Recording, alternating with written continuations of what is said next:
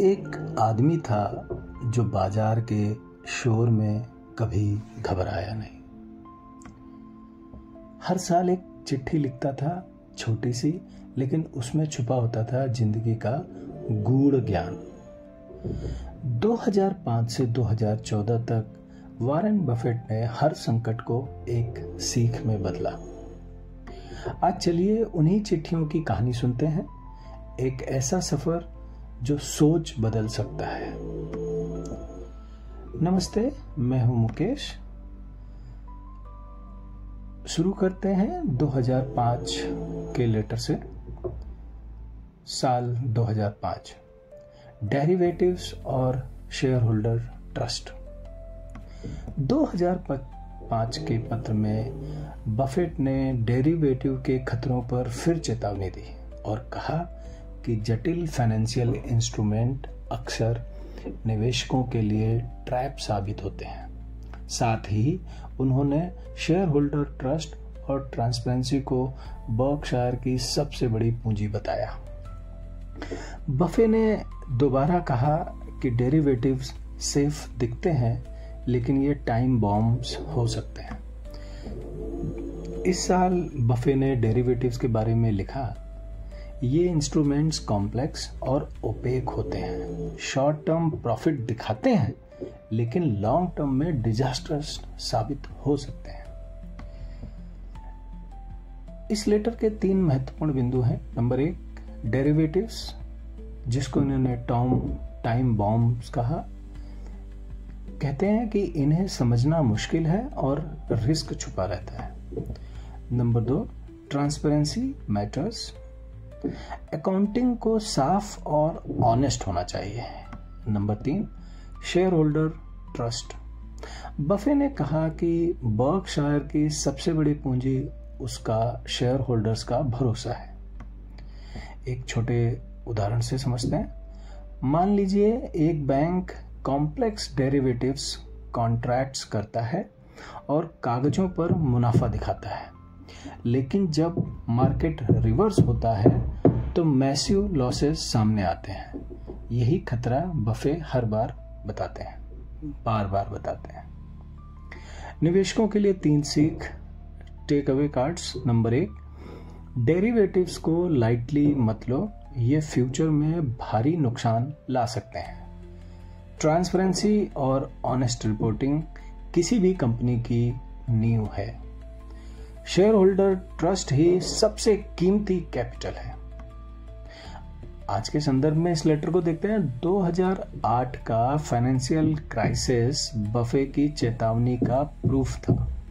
Derivatives और OPEC reporting ने पूरे फाइनेंशियल सिस्टम को हिला दिया।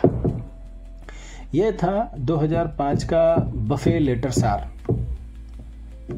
साल 2006, सक्सेशन और फ्यूचर लीडरशिप। 2006 के पत्र में बफे ने पहली बार खुलकर सक्सेशन प्लानिंग पर चर्चा की।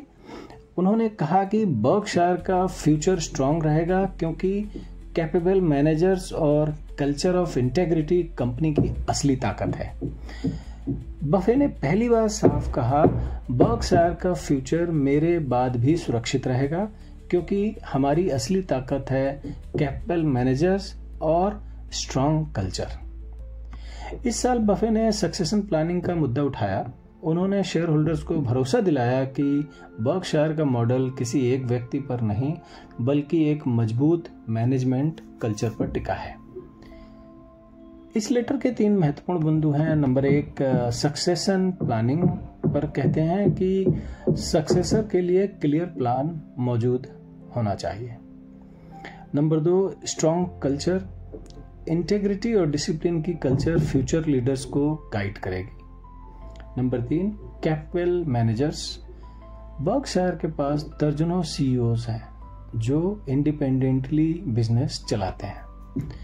इसको एक छोटे उदाहरण से समझते हैं। मान लीजिए एक कंपनी का फाउंडर चला जाता है। अगर सिस्टम सिर्फ फाउंडर पर टिका था तो कोलैप्स हो जाएगा, लेकिन अगर कल्चर और कैपेबल मैनेजर्स मजबूत हैं तो ट्रांजिशन स्मूथ होता है। यही है बर्कशायर का मॉडल। निवेशकों के लिए 3 सीख, take away cards. Number 1, succession planning, किसी भी बड़ी कंपनी की जरूरत है। नंबर 2, कल्चर ऑफ इंटीग्रिटी, किसी भी लीडर से ज्यादा टिकाऊ होती है। स्ट्रॉन्ग मैनेजर्स फ्यूचर को सुरक्षित बनाते हैं। आज के संदर्भ में इस लेटर को देखते हैं। एप्पल और माइक्रोसॉफ्ट दिखाते हैं कि सक्सेशन प्लानिंग और राइट लीडर्स कैसे कंपनीज को डिकेड्स तक ग्रो कराते हैं। बफे की 2006 की सीख यूनिवर्सल है। यह था 2006 का बफे का लेटर का सार। 2007, डेरिवेटिव्स एक्सपोजर और फाइनेंशियल रिस्क्स। 2007 के पत्र में बफे ने डेरिवेटिव्स और फाइनेंशियल सेक्टर में बढ़ते जोखिमों पर दोबारा चेतावनी दी। उन्होंने कहा कि लिवरेज और कॉम्प्लेक्स इंस्ट्रूमेंट्स पूरी फाइनेंशियल सिस्टम को खतरे में डाल सकते हैं। यह पत्र 2008 के फाइनेंशियल क्राइसिस से ठीक पहले आया था और भविष्यवाणी जैसा साबित हुआ। बफे कहते हैं कि डेरिवेटिव्स और लिवरेज फाइनेंशियल सिस्टम को एक्सप्लोड कर सकते हैं और एक साल बाद आया 2008 का क्राइसिस।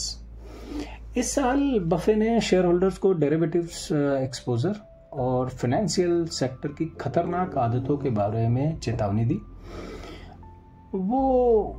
उन्होंने कहा कि ये इंस्ट्रूमेंट्स दिखने में सेफ लगते हैं पर इनके पीछे छुपा रिस्क सिस्टम वाइड हो सकता है।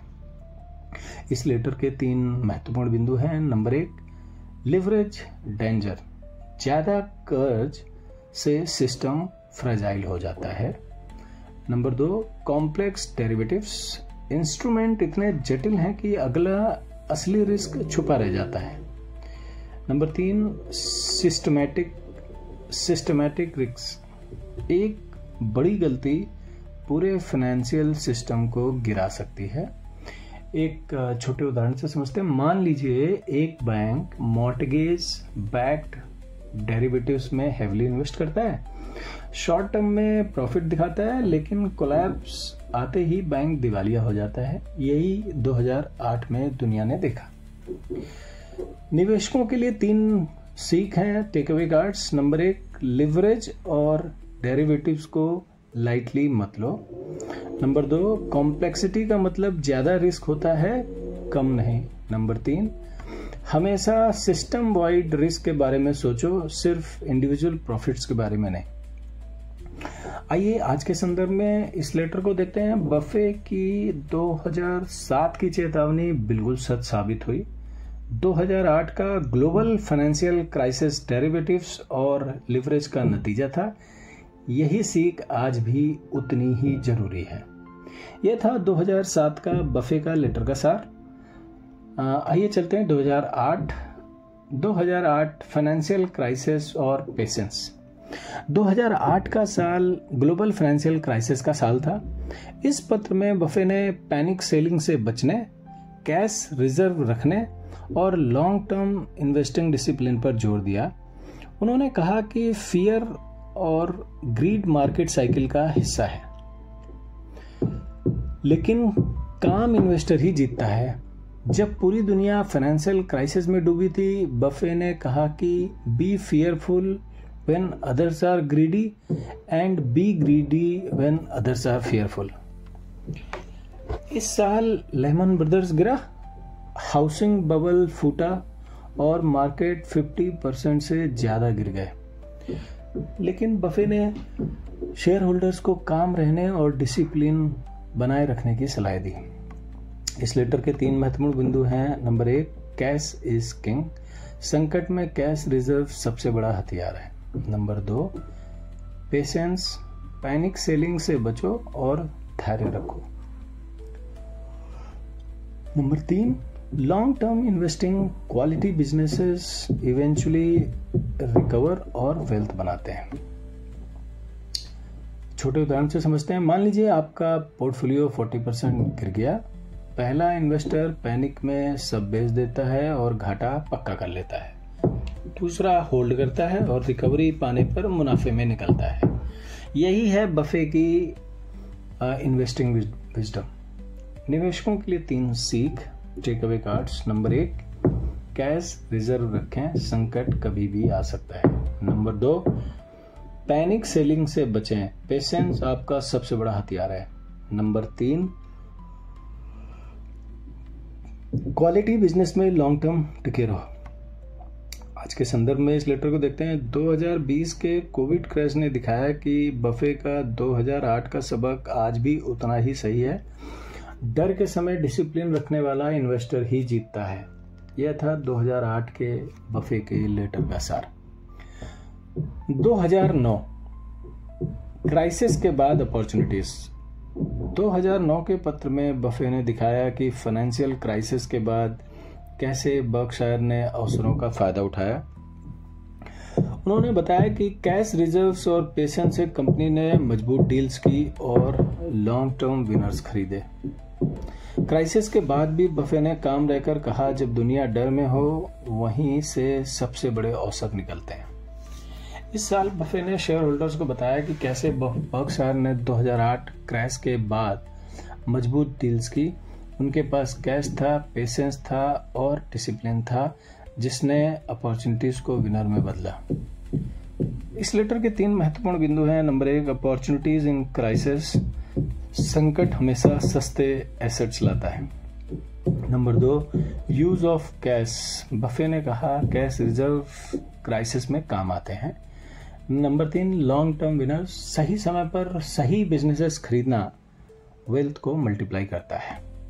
इसको एक छोटे उदाहरण से समझते हैं। मान लीजिए 2 इन्वेस्टर्स हैं। पहला डरकर क्राइसिस में कुछ नहीं करता, दूसरा स्ट्रांग बिजनेसेस सस्ते दाम पर खरीदता है और रिकवरी आते ही दूसरा इन्वेस्टर वेल्थ बना लेता है। यही बफे का तरीका है।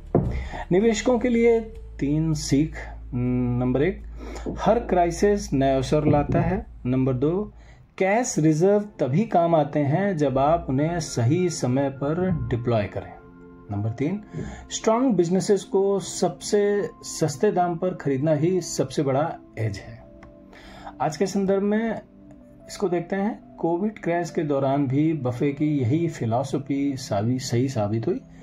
क्राइसिस शॉर्ट टर्म पेन देता है, लेकिन पेशेंट इन्वेस्टर्स को लाइफ टाइम अपॉर्चुनिटीज भी देता है। यह था 2009 के बफे का लेटर का सार। 2010 बर्लिंगटन डील और लॉन्ग टर्म विजन। 2010 के पत्र में बफे ने बर्कशायर के सबसे बड़े acquisition Burlington, Northern Santa Fe railroad, PNSF पर इनसाइट्स दिए। इन्होंने इससे all in wager on America's economic future कहा। साथ ही उन्होंने बर्कशायर की लॉन्ग टर्म विजन और सक्सेशन क्लैरिटी पर भी चर्चा की। बफे कहते हैं कि Burlington Northern railroad deal सिर्फ एक एक्विजिशन नहीं, बल्कि अमेरिका की इकोनॉमी पर फुल कॉन्फिडेंस है। इस साल बफे ने शेयर होल्डर्स को बताया कि Burlington Northern rail road acquisition Berkshire का अब तक का सबसे बड़ा इन्वेस्टमेंट है और यह लॉन्ग टर्म विजन का हिस्सा है। इस लेटर के 3 महत्वपूर्ण बिंदु हैं। Number 1, confidence in America. Buffett ने कहा कि अमेरिका का इकोनॉमिक इंजन बहुत मजबूत है। Number 2, long term assets. Railroads जैसे हार्ड एसेट्स इन्फ्लेशन और ग्रोथ दोनों के लिए हेज हैं। Number 3, succession clarity. बफे ने कहा कि बर्कशायर की गवर्नेंस और फ्यूचर लीडरशिप क्लियर है। आइए इसको एक छोटे से उदाहरण समझते हैं। मान लीजिए एक इन्वेस्टर सिर्फ short term flashy tech stocks में इन्वेस्ट करता है, दूसरा इन्वेस्टर्स रेल रोड जैसे फंडामेंटल एसेट्स लेता है। क्राइसिस के बाद दूसरा इन्वेस्टर जीतता है। यही बफे का दृष्टिकोण है। निवेशकों के लिए इस लेटर में 3 सीख है। Take away cards. Number 1, national economic growth पर भरोसा रखना चाहिए। नंबर 2, हार्ड एसेट्स जैसे railroads, energy, inflation hedge का काम करते हैं। नंबर 3, सक्सेशन और governance clarity long term stability के लिए जरूरी है। आज के संदर्भ में इस लेटर को देखते हैं। आज जब दुनिया इंफ्रास्ट्रक्चर पेंडिंग पर ध्यान दे रही है, बफे का 2010 का बर्लिंगटन बेट विजनरी साबित हुआ। यह सिखाता है कि कभी कभी बोरिंग दिखने वाले एसेट्स फ्यूचर में गोल्ड माइन होते हैं। यह था 2010 के बफे का लेटर का सार। आइए चलते हैं 2011 के लेटर पर, जिसमें वो बाईबैक्स और इंट्रिंसिक वैल्यू पर चर्चा करते हैं।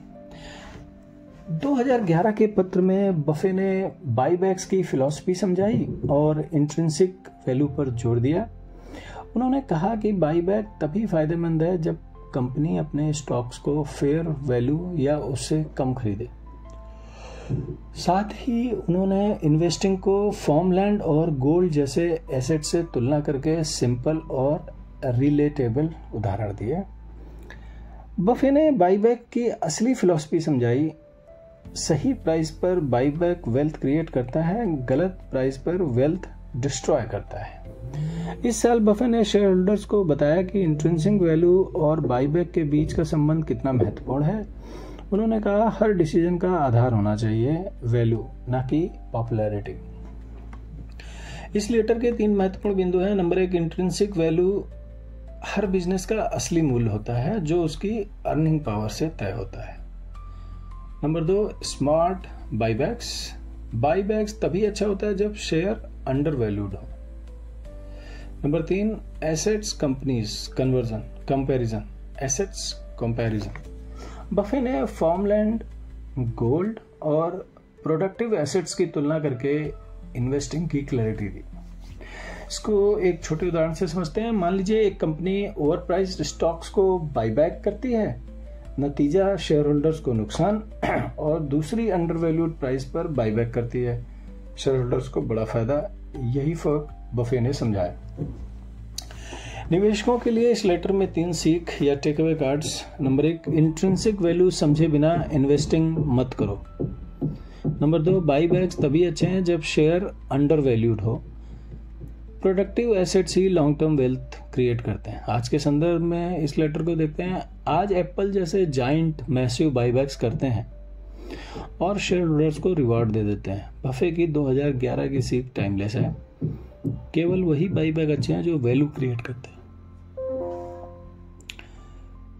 यह था 2011 के बफे का लेटर का सार। आइए चलते हैं 2012 स्टॉक रीपर्चेज और सक्सेशन। 2012 के पत्र में बफे ने स्टॉक्स रीपर्चेज बाईबैक पर विस्तार से चर्चा की और बताया कि यह तभी फायदेमंद है जब कंपनी इंट्रिंसिक वैल्यू से कम पर शेयर खरीदे। साथ ही उन्होंने सक्सेशन प्लानिंग पर भी जोर दिया और भरोसा दिलाया कि बर्कशायर का फ्यूचर स्ट्रांग मैनेजर्स और कल्चर पर टिका है। बफे कहते हैं कि बाईबैक सिर्फ तभी अच्छे हैं जब वो शेयर होल्डर्स के लिए असली वैल्यू क्रिएट करते हैं। इस साल बफे ने शेयर होल्डर्स को याद दिलाया कि रीपर्चेज ब्लाइंडली नहीं करनी चाहिए। इंट्रिंसिक वैल्यू से ज्यादा प्राइस पर बाईबैक करना वेल्थ को डिस्ट्रॉय करने जैसा है। इस लेटर के 3 महत्वपूर्ण बिंदु हैं। Number 1, right price buybacks. Repurchases तभी करें जब शेयर अंडर वैल्यूड हो। नंबर 2, शेयर होल्डर वैल्यू हर कैपिटल एलोकेशन डिसीजन का अल्टीमेट टेस्ट है कि क्या यह शेयर होल्डर्स को वैल्यू देता है। यह प्रश्न अपने से पूछे। Number 3, succession planning. बफे ने फिर कहा कि बर्कशायर का फ्यूचर कैपेबल मैनेजर्स और कल्चर पर डिपेंड करता है। इसको एक छोटे उदाहरण से समझते हैं। मान लीजिए 2 कंपनियां बाईबैक करती हैं। पहली कंपनी शेयर्स ओवर प्राइस पर खरीदती है और शेयर होल्डर्स को नुकसान होता है। दूसरी अंडर वैल्यूड प्राइस पर खरीदती है और शेयर होल्डर्स को बड़ा फायदा होता है। यही है बफे की क्लैरिटी।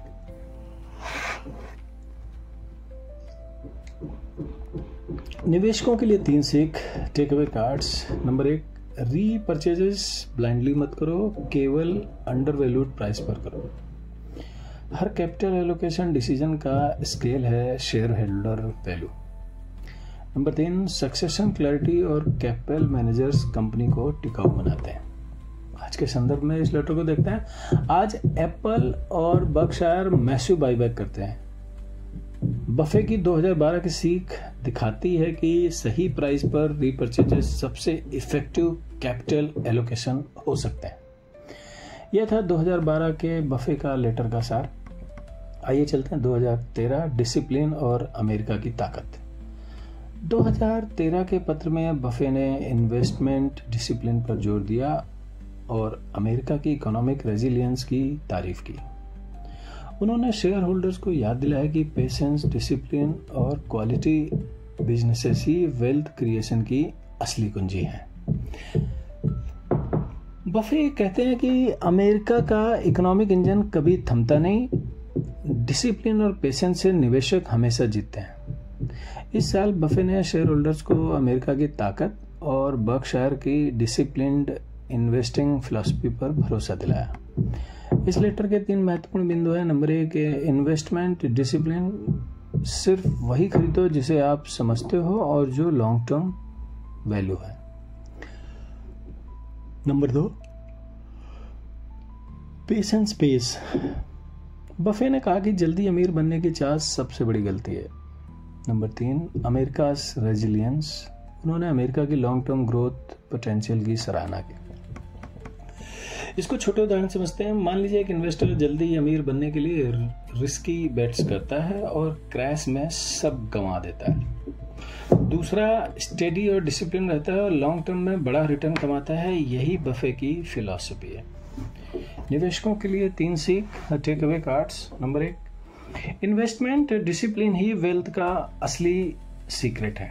नंबर 2, पेशेंस ही कंपाउंडिंग को काम करने देता है। नंबर 3, किसी भी इकोनॉमी का फ्यूचर उसकी रेजिलियंस तय करती है और अमेरिका इसका बड़ा उदाहरण है।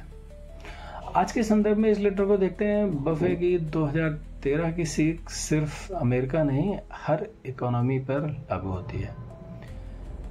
इंडिया भी आज ग्रोथ और रेजिलियंस का बड़ा एग्जाम्पल है। पेशेंस और डिसिप्लिन यहाँ भी सफलता दिलाते हैं। यह था 2013 के बफे का लेटर का सार। आइए चलते हैं 2014 में। 2014 इंश्योरेंस पावर और कैपिटल एलोकेशन। 2014 के पत्र में बफे ने बर्कशायर के इंश्योरेंस ऑपरेशन की ताकत और कैपिटल एलोकेशन की फिलॉसफी को मास्टर क्लास की तरह समझाया। उन्होंने शेयर होल्डर्स को दिखाया कि कैसे इंश्योरेंस फ्लोट बर्कशायर का सबसे बड़ा कॉम्पिटिटिव एडवांटेज है। बफे कहते हैं कि इंश्योरेंस फ्लोट ही बर्कशायर का सबसे बड़ा सीक्रेट वीपन है। इस साल बफे ने शेयर होल्डर्स को याद दिलाया कि इंश्योरेंस सिर्फ पॉलिसी बेचने का बिजनेस नहीं है। फ्लोट बर्कशायर को वर्चुअली फ्री कैपिटल देता है जिसे डिकेड्स तक इन्वेस्ट किया जा सकता है। इस लेटर के 3 महत्वपूर्ण बिंदु हैं। नंबर 1, इंश्योरेंस फ्लोट, यह फ्री कैपिटल है जिसे सही तरीके से इन्वेस्ट किया जाए तो वेल्थ मल्टीप्लाई होती है। Number 2, capital allocation mastery. Buffett ने कहा हर डॉलर सैक्रेड है और उसका सही एलोकेशन ही शेयर होल्डर्स वेल्थ का असली ड्राइवर है। कंपाउंडिंग इंजन, फ्लोट और डिसिप्लिन इन्वेस्टिंग कंपाउंडिंग को सुपरचार्ज करते हैं। इसको छोटे उदाहरण से समझते हैं। मान लीजिए एक कंपनी को $100 प्रीमियम मिला, क्लेम्स 5 साल बाद आने हैं, तब तक यह $100 इन्वेस्ट होकर $160 बन गया। $80 देने के बाद भी $80 बचा। यही है फ्लोट का जादू। निवेशकों के लिए 3 सीख, take away cards. Number 1, insurance float long term investing का सबसे बड़ा कैपिटल है।